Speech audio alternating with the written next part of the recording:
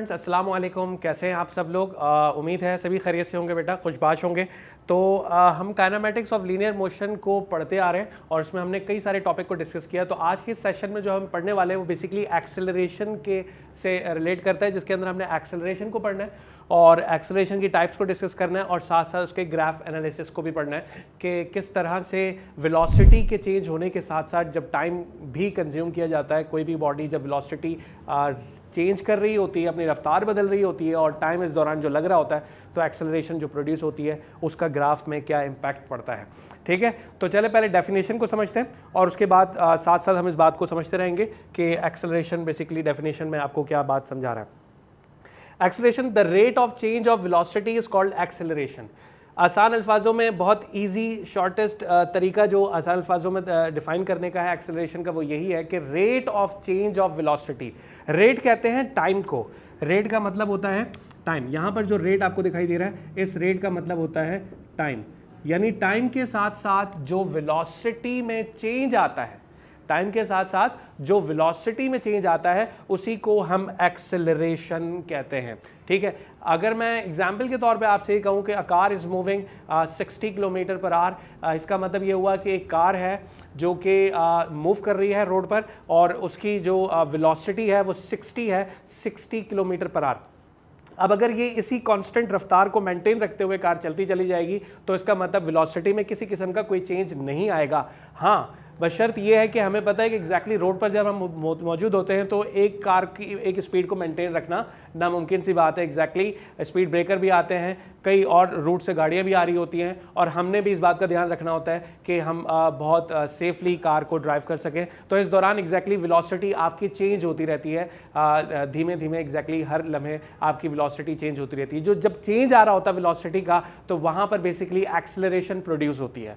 और इसकी practical example अगर मैं कहूँ कि बाइक, एग्जैक्टली अगर आप लोगों में से किसी ने भी, जो भी देखने वाले इस सेशन को बच्चे हैं, उनमें से अगर किसी एक ने भी अगर बाइक का तजुर्बा लिया हुआ हो, उनको बाइक चलाने आती हो, तो उनको पता है कि एग्जैक्टली हमारे पास बाइक पर राइट साइड पर एक्सेलरेटर होता है और उसका इस्तेमाल हम कब करते हैं? जब हमें कभी बाइक की स्पीड को बढ़ाना होता है या बाइक की स्पीड को कम करना होता है, तो हम क्या कर रहे होते हैं? बाइक की स्पीड को बढ़ाने के लिए जो है वो इस तरह से यानी एंटी क्लॉकवाइज हाथ को मूव करवाते हैं, एक्सेलरेशन बढ़ाते हैं। ठीक है, और जब बाइक की स्पीड को कम करना होता है तो भी हम एक्सेलरेशन का इस्तेमाल करते हैं। यानी जब भी वेलोसिटी में चेंज आता है तो एक्सेलरेशन का इस्तेमाल होता है। अदरवाइज अगर वेलोसिटी एक ही मेंटेन रखते हैं तो उसमें हमें एक्सेलरेटर का इस्तेमाल या एक्सेलरेटर को यूज़ करने की ज़रूरत नहीं पड़ती।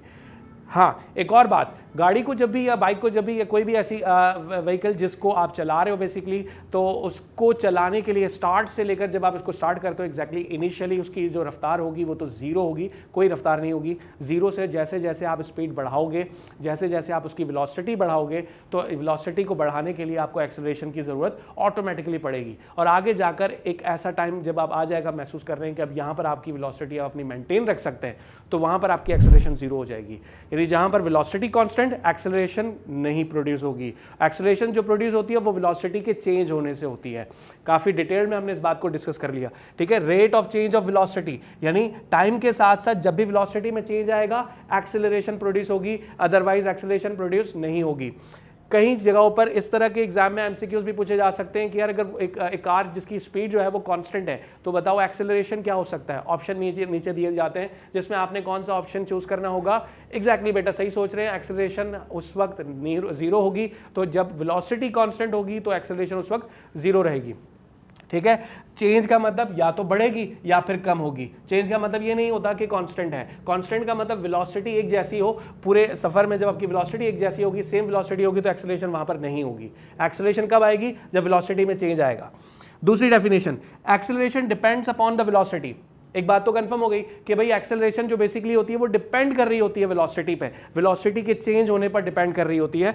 और if the velocity continuously increases और डिक्रीजेस, ये जो चेंज आएगा ये दो तरीके से, दो वे में आ सकता है। या तो वेलोसिटी डिक्रीज होगी या फिर वेलोसिटी इंक्रीज होगी। जब भी इंक्रीज या डिक्रीज का आपने वेलोसिटी अगर डिक्रीज करनी होगी या आपने वेलोसिटी इंक्रीज या बढ़ानी होगी, उन दोनों सूरत में आपको एक्सेलरेशन काम आएगा या वहां पर एक्सेलरेशन प्रोड्यूस होगा। ठीक है, यही बात लिखिए, डिक्रीज और decreases the acceleration will be produced.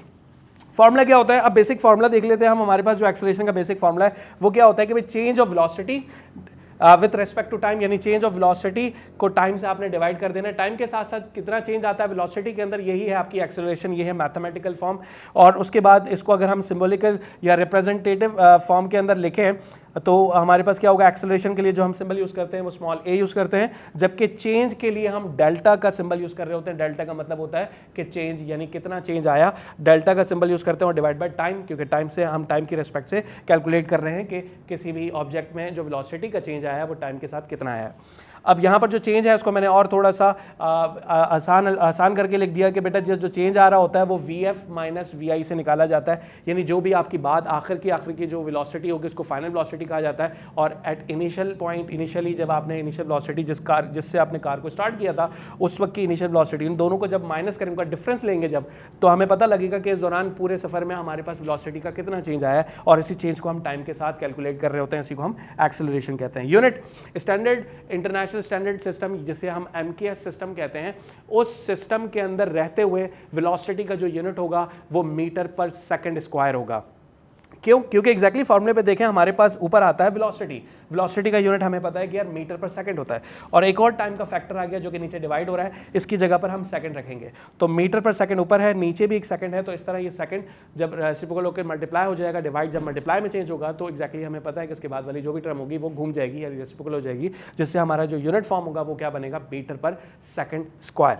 तो यहाँ पर हमारा एक्सेलरेशन का टोटल इस एतबार से जो उसकी डेफिनेशन है, जो उसका इनिशियल तारुफ था वो हमने पढ़ लिया। अब हम टाइप्स पे बात करते हैं। तो यहाँ पर एक मिस्टेक हो गई बेटा, देखो वेलोसिटी मैंने यहाँ लिख दिया, और मुझे पता है हो सकता है आप लोगों में से किसी एक के बच्चे के दिमाग में ये चीज़ आ रही हो कि सर से ये मिस्टेक हो जाती है। तो इंसान है बेटा, मिस्टेक हो ही जाती है, गलती हो ही सबब है इस बात का कि आप इंसान हो। चलिए हम बात करते हैं यहाँ पर टाइप्स ऑफ एक्सेलरेशन पर, कि यार देखो जो एक्सेलरेशन बेसिकली होती है वो उसकी कितनी तरह की किस्में हो सकती हैं, उसकी क्या क्या टाइप्स हो सकती हैं। 4 बेसिक टाइप्स जो है वो मैंने यहाँ पर लिखवा दिए हैं, positive acceleration, negative acceleration, uniform acceleration या फिर वेरिएबल एक्सेलरेशन। पहले बात करते हैं पॉजिटिव एक्सेलरेशन की।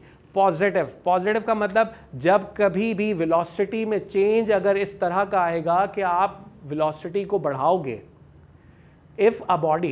if the velocity continuously increases, अगर किसी ऑब्जेक्ट या किसी भी बॉडी की वेलोसिटी कंटिन्यूसली इंक्रीज हो रही होगी, यानी उसकी वेलोसिटी में जो चेंज आ रहा है वो इंक्रीमेंट की तरफ आ रहा है, तो वहां पर जो एक्सेलरेशन प्रोड्यूस होगी वो एक्सेलरेशन पॉजिटिव साइन रखेगी। ठीक है, और इसी तरह अगर इसके अपोजिटली, इसके रिवर्स ऑर्डर में क्या हो सकती है दूसरी definition, negative acceleration. Negative acceleration को 2 दूसरे नामों से भी पहचाना जाता है, जिसको हम डी एक्सेलरेशन या फिर रिटार्डेशन कहते हैं। ठीक है, तो कंफ्यूज मत होना बेटा, नेगेटिव एक्सेलरेशन या रिटार्डेशन या फिर डी एक्सेलरेशन का मतलब एक ही है। और इसका मतलब ये हुआ कि if the velocity continuously decreases, जहां पर वेलोसिटी में जो चेंज आए वो अगर डिक्रीमेंट की तरफ आएगा, यानी वेलोसिटी डिक्रीज करनी होगी, उस दौरान जो आप एक्सेलरेशन को प्रोड्यूस करवाओगे वो एक्सेलरेशन आपके लिए नेगेटिव साइन रखेगी। ठीक है, यूनिफॉर्म एक्सेलरेशन, ये यूनिफॉर्म एक्सेलरेशन बहुत ही समझने वाली चीज़ है बेटा। मैं आपको यहाँ पर डायग्राम या कुछ ड्रॉ करके समझाता हूँ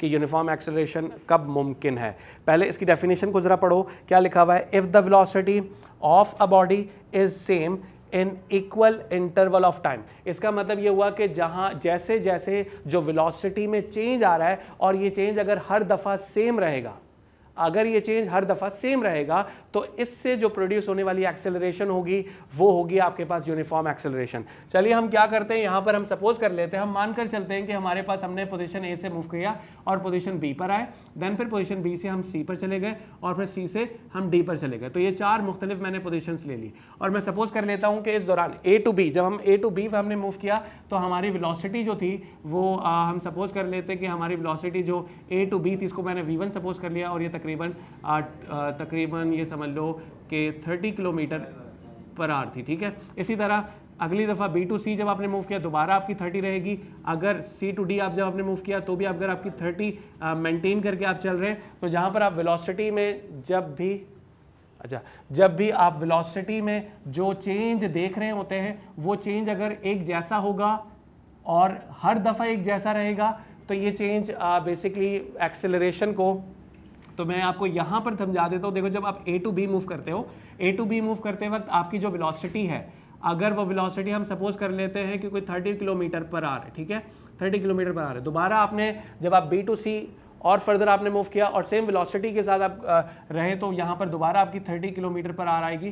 ठीक, इसी तरह सी टू डी जब आपने मूव किया तो भी वेलोसिटी आपकी 30 किलोमीटर पर आवर रहती है। यानी आप वेलोसिटी को मेंटेन कर रहे हो, यानी कांस्टेंट रखते हुए आप अपनी कार या कोई भी व्हीकल आप ड्राइव कर रहे हो, तो इसका मतलब ये हुआ कि हर दफ़ा इक्वली चेंज आ रहा है, हर दफ़ा इक्वली चेंज आ रहा है। तो इस चेंज को हम क्या कहते हैं, इस चेंज को हम कहते हैं बेसिकली कि यहाँ पर इससे प्रोड्यूस होने वाली जो भी एक्सेलरेशन है वो यूनिफॉर्म एक्सेलरेशन होगी।